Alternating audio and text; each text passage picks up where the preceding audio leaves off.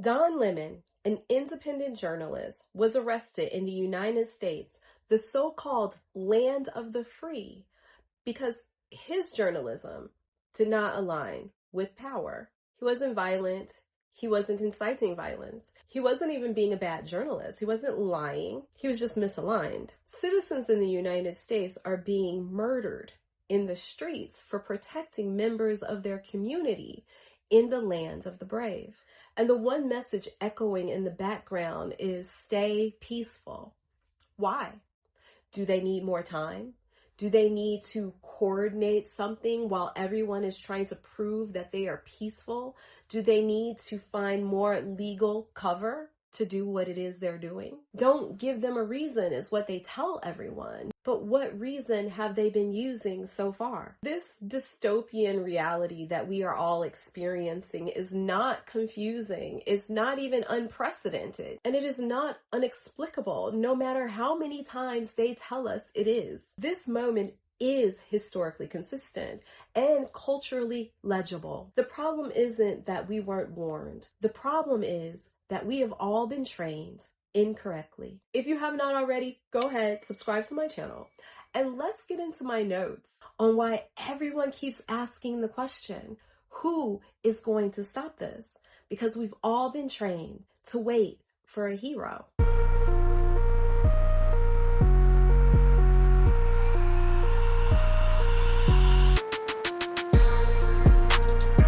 Most of us have read the book 1984. It has become our cultural shorthand on authoritarianism, surveillance, information control, language manipulation, the slow erasure of the truth. And now that these things are actually elements that have become reality, the book doesn't feel shocking anymore. If you consume content, you understand that people have changed the way they speak, how we talk, what we are allowed to say. This is very 1984. It feels familiar and almost normal at this point. But here's something we don't talk enough about.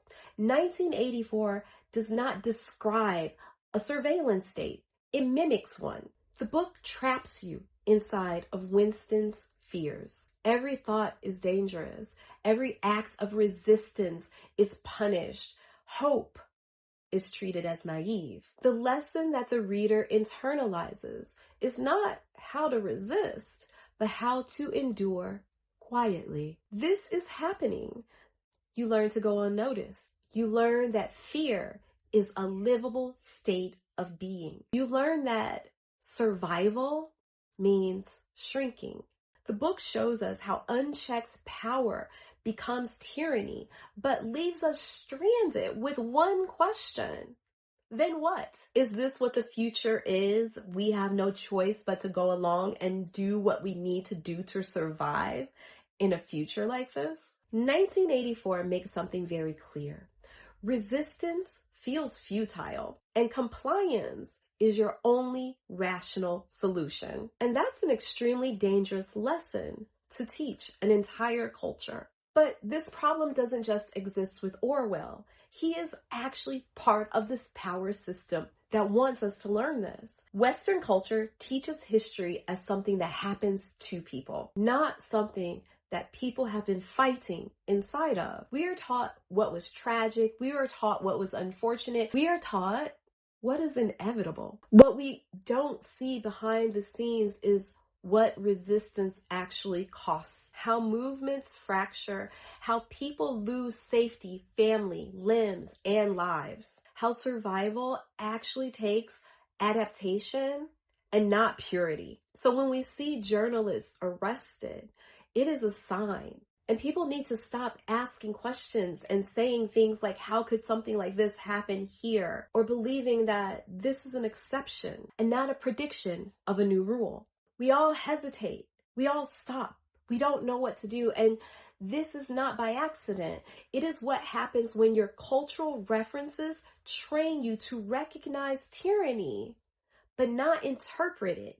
Octavia Butler's book Parable of the Sower and Parable of the Talents do something very different. She didn't just write Dystopia as a spectacle, as a show that we're all watching.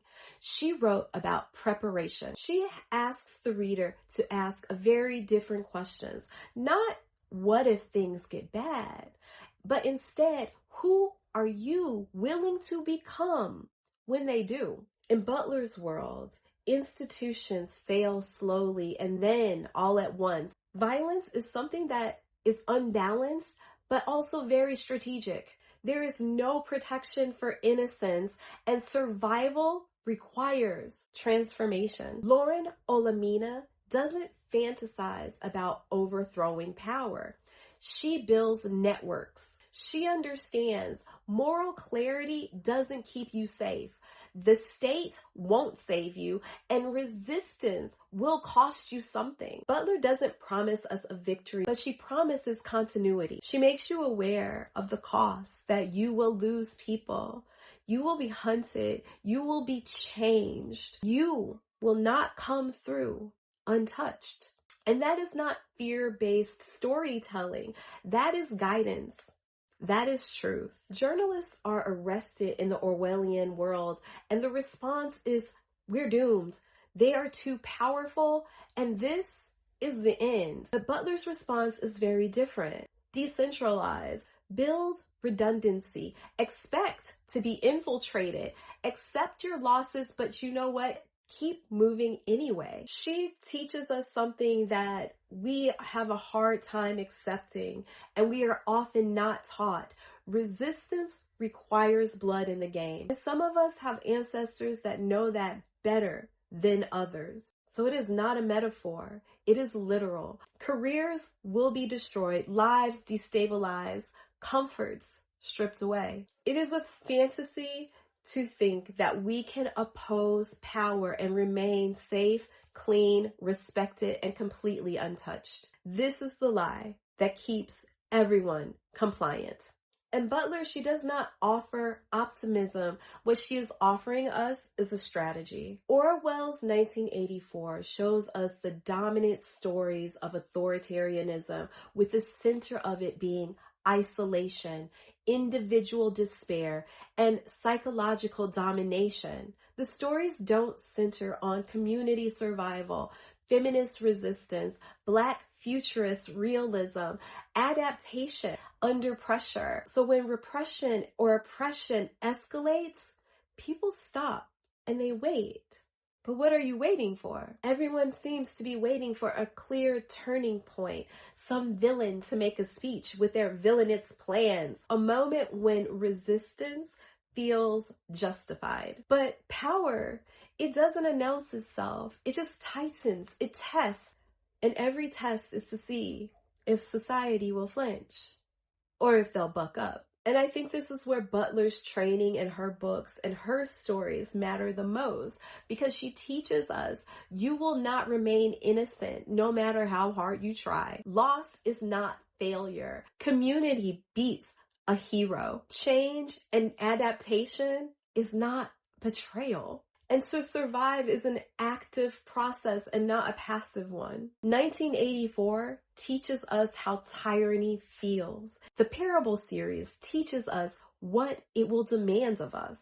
So when the powers that be that have been aligning for generations tell us to remain peaceful while rights are being stripped away, while we are not being peacefully handled, understand that is not wisdom.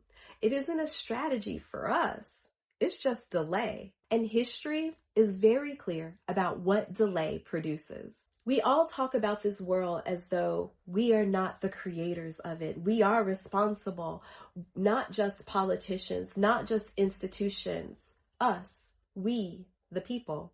Our parents and our grandparents were responsible too for either being the shapers of the future or simply the bodies filling the systems that already existed.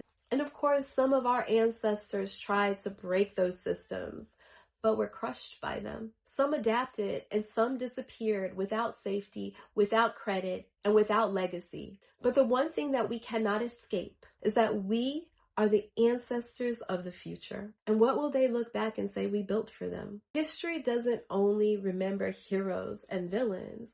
It remembers who complied and who stayed quiet, who waited for better moments that never came. There are moments in history where everyone is given a choice, not between control or chaos, but between truth and complicity. The moments don't announce themselves. They arrive disguised as patience, as being peaceful, as don't make it worse. But I think the question we all have to ask ourselves, are we ready to redefine what living really means?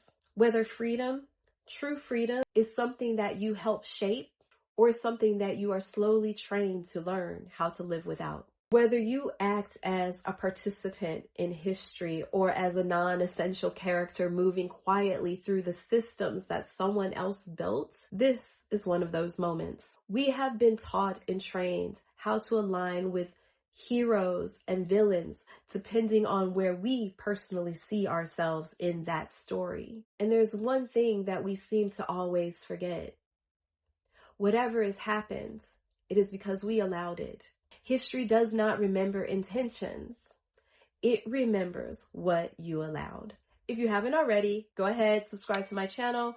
I look forward to talking to you in the comments. So, ciao, ciao for now.